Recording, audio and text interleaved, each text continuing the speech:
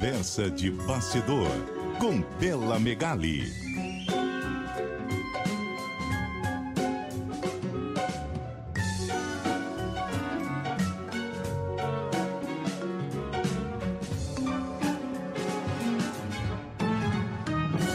Oi, Bela, boa noite, tudo bem? Boa noite, Débora, boa noite, Carol, boa noite, ouvintes. Oi, Bela. Bela, claro que vamos falar, repercutir essa mega operação no Rio de Janeiro e as falas do governador do estado, Cláudio Castro. Agora ele está negando que jogou a culpa do que está acontecendo por lá, na área da segurança pública no governo federal? É isso mesmo, a gente vê uma espécie de recuo do governador Cláudio Castro, depois das declarações que ele deu em coletiva de imprensa nesta terça-feira, né, Débora? O Cláudio Castro, ele falou de três pedidos que ele fez de blindados para o governo federal para ações desse tipo de combate ao crime organizado e falou que, como houve a negativa, em decorrência de ser necessária a decretação de uma GLO, ele decidiu não pedir a ajuda do governo federal nessa ação. Só que quando ele falou isso na coletiva de imprensa, ele não deixou muito claro como que foi, ele simplesmente falou de uma recusa e não deixou claro que nessa ação ele não comunicou o governo federal e também não pediu uma ajuda para essa ação efetivamente. Então, o Cláudio Castro entrou em campo, ligou inclusive para a ministra das Relações Institucionais, Gleisi Hoffmann, para explicar a sua fala, colocar panos quentes aí. E eu conversei com ele no fim dessa tarde e ele relatou que de fato fez essa ligação para a Gleisi. O Castro disse que não jogou a culpa no governo Lula e falou que essa versão é uma retórica mentirosa, segundo aspas, do próprio Cláudio Castro. Ele falou que não tinha procurado o governo justamente por ver que tem uma indisposição de decretar uma garantia da lei e da ordem. E eu falei também com a ministra Gleisi, Débora, e o que ela detalhou é que para você decretar uma GLO, para você, na verdade, fornecer blindados, é necessário decretar uma GLO.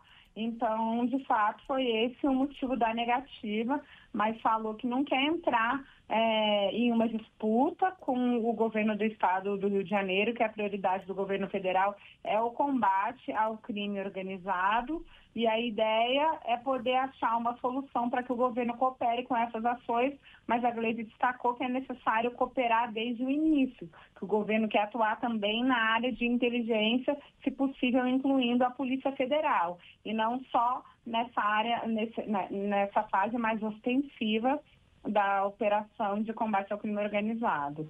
Agora, o governo federal também teve uma reunião ali no Palácio do Planalto, a ministra Gleisi, o vice-presidente Geraldo Alckmin, se encontraram com a cúpula do Ministério da Justiça e também da Polícia Federal para debater soluções aí, como que eles podem construir uma colaboração para esse cenário que está tão dramático no Rio de Janeiro, Débora.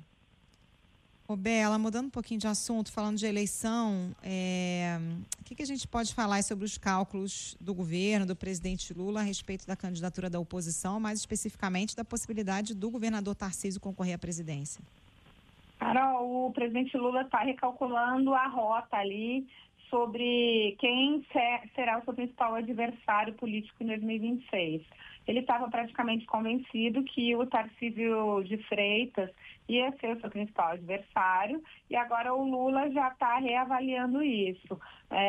Ele passou a dividir em conversas com aliados próximos que acredita que o Tarcísio só vai bater o martelo sobre o seu futuro político na eleição do ano que vem, perto de fevereiro e março. E o Lula também está partilhando a ideia de que se o governo tiver com uma boa aprovação e o Lula também com um bom índice de intenções de voto em março do ano que vem, diminui bastante a chance do Tarcísio de Freitas trocar uma eleição que ele tem muito mais chances, né? Muito mais garantia seria a reeleição pelo governo do estado de São Paulo por uma disputa à presidência da República. Inclusive, chamou a atenção de integrantes do Palácio do Planalto uma pesquisa que foi feita ali pelos partidos de direita, que mostra o Lula tendo um salto aí de 5 pontos percentuais nos últimos 2 meses, enquanto o Bolsonaro, Michele e o próprio Tarcísio caem essa média de 5 pontos